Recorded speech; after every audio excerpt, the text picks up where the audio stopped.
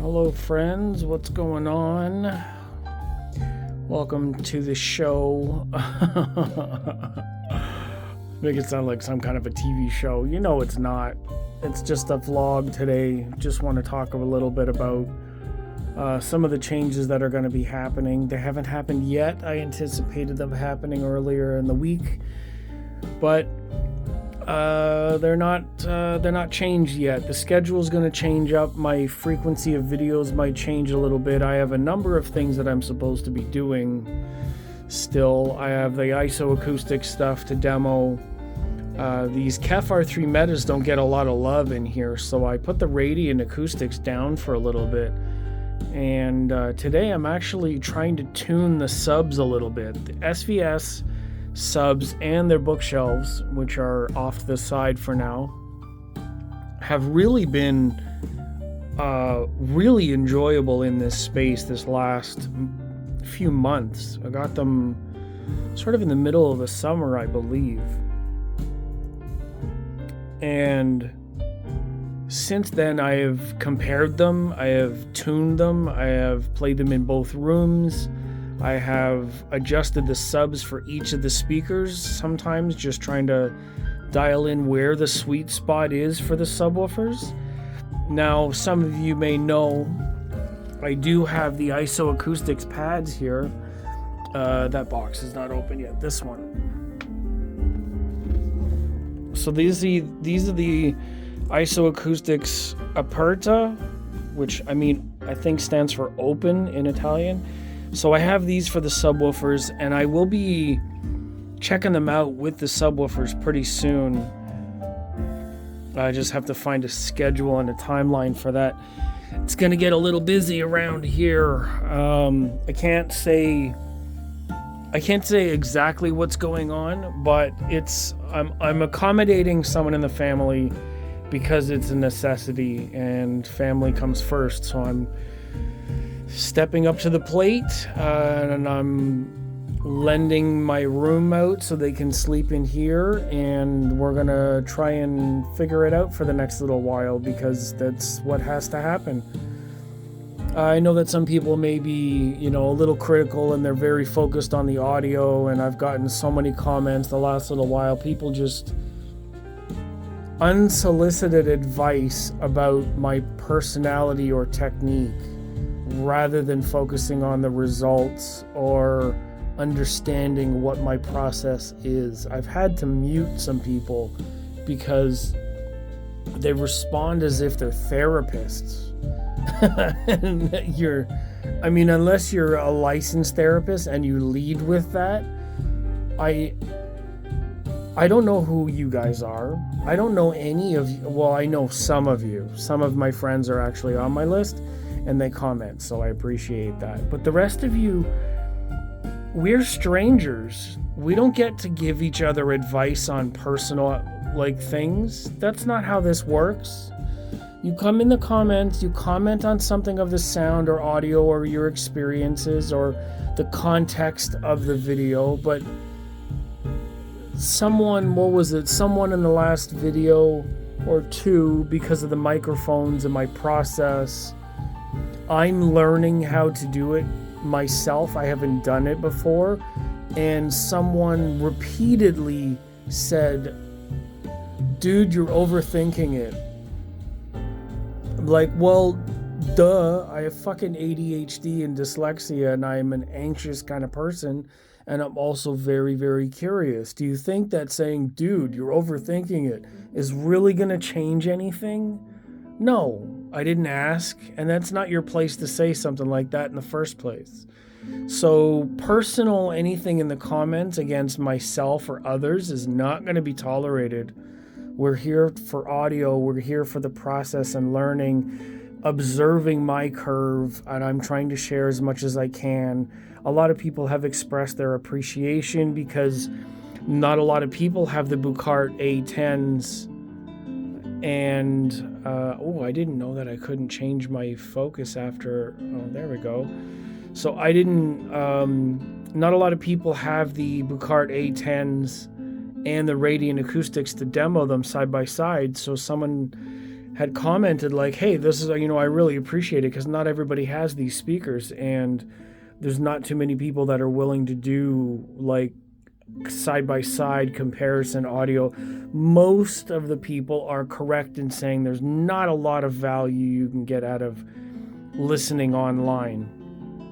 However, I find that I do appreciate sound demos and song demos and things like that online because it gives me a rough idea of what they would be like in room. Now today I'm not using my extra mics, I'm just using the phone. So any of the sounds that you're hearing are fairly, compared to the microphones of the last recording, this is probably going to be pretty muted or dull compared to the other one.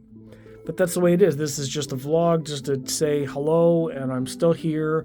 I haven't done a live in a while. My mood, to be honest, and my timeline's been shifted a little bit.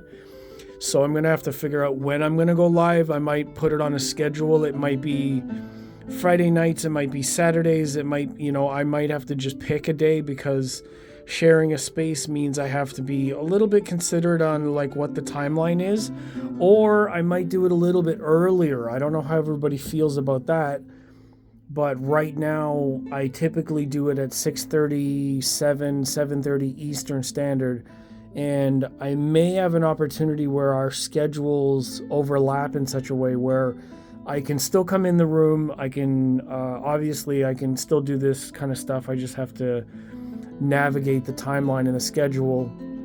It won't be late night. I feel like 8 p.m. is going to be an absolute cutoff for a lot of things because sleeping, waking up early, shift work, things like that. So I have to figure it out.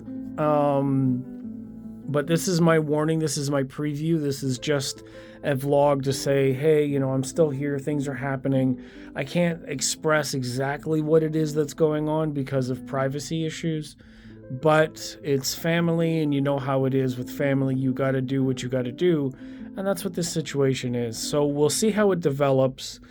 In other news, I want people to comment in the comment section if you stay to the end of the video like this.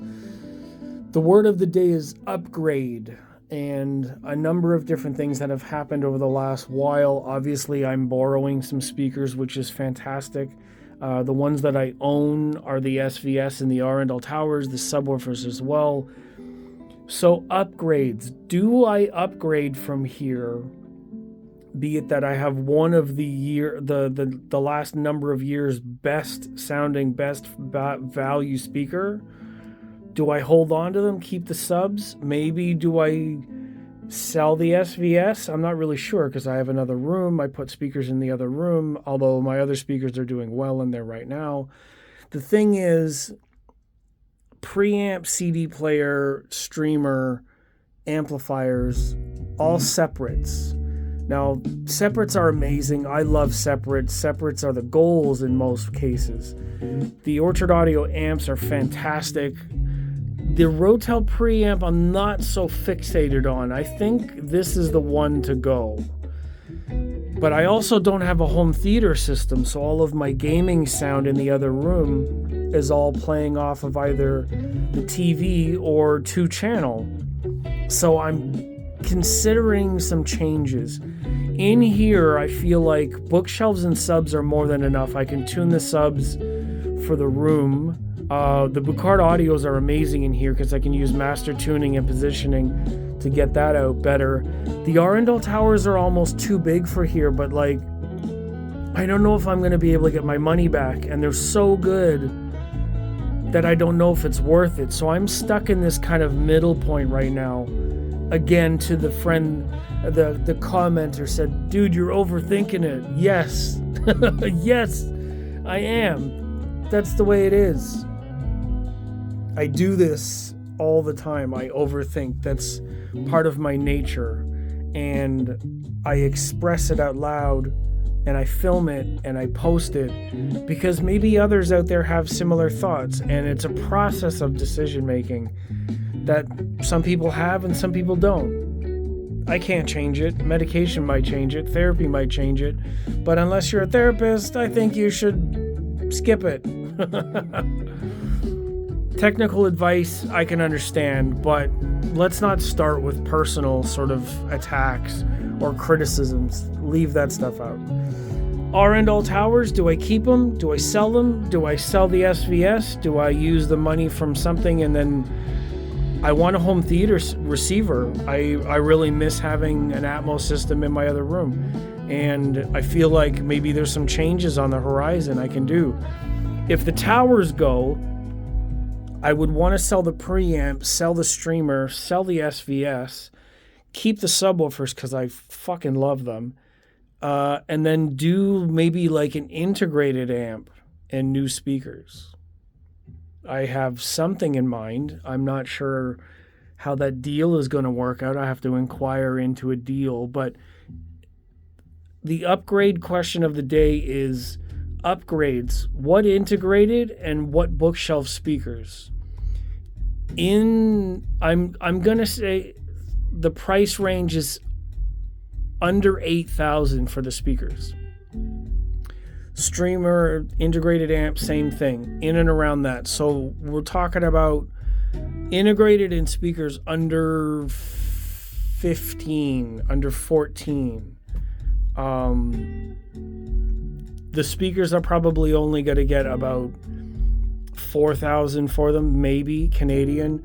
The preamp, I'm not even sure I'll get about 1,000. So that's like a really big stretch. It's a really big stretch to like get anything into the tens of thousands range.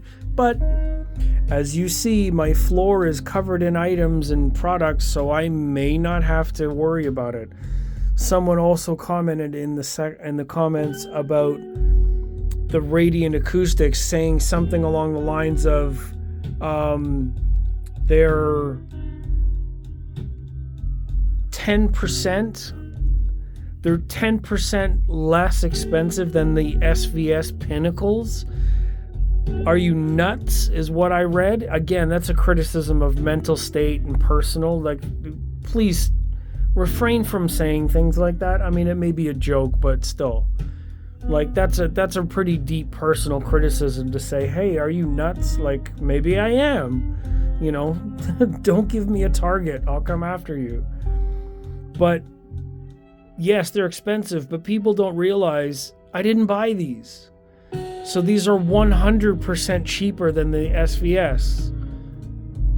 Right? Like, people comment and have so much stuff to say, but they're usually not questions. They're all just statements and judgments and criticisms. You guys don't ask any questions. I didn't pay for the Radiants. I didn't pay for the Buchard Audios. I didn't pay for the KEF. How many thousands of dollars are sitting there in the room and I didn't pay for it? So that's 100% or 300% better deal than anything that someone's saying. I mean, yeah, value to dollar if you want to talk about. But I think all of these three sound better than the SVS. The SVS have a character. They're good enough, but they don't reach what these can do, especially the Buchard Audio with the master tuning. The master tuning's fantastic, and that's what people don't realize in my recording video is it only has one tuning. The Buchard Audios have multiple tunings that you can change. Warmer, brighter, tighter, deeper, lower, near field, all kinds of stuff. The whole website full of master tunings. That's really, really, really a big point about the Buchard Audios is you can change their profile, which the other ones you can't with the Orchard Audio and the preamp. That's why I do these videos. Maybe I'm not the one overthinking it. Maybe some people out there in the comment sections are underthinking it. It's only valid if you know what you're talking about. And too often I find that there's statements and criticisms that are not informed. Everybody else is fine. 90% of my commenters are fine. I love you guys. Thank you for being here. So like I said, word of the day, upgrade. What would I do? Do I keep them? Do I keep it? Do I sell it? Do I sell them? Do I change it around? Send them all back and get something new? I don't know. Anyways, some jazzy stuff for the night, some bass in the background. The subs are tuned to 70 hertz with a 24 dB roll off, and they're shifted to 75 degrees, the phase shift. So it aligns more in the room rather than the edges, and front to back, I'm getting better response. There's also a notch at about 52 hertz by about -3 each sub, because my room is boomy, which you could probably hear, at about 50 hertz. And I'm trying to wedge the EQ out, but I still haven't. But anyways, imaging is great on the KEF R3 Metas. I'm just giving them some love now. I've had these on here for a while. So it's me and KEF for now. And from me to you, thank you very much for watching and joining me on this journey.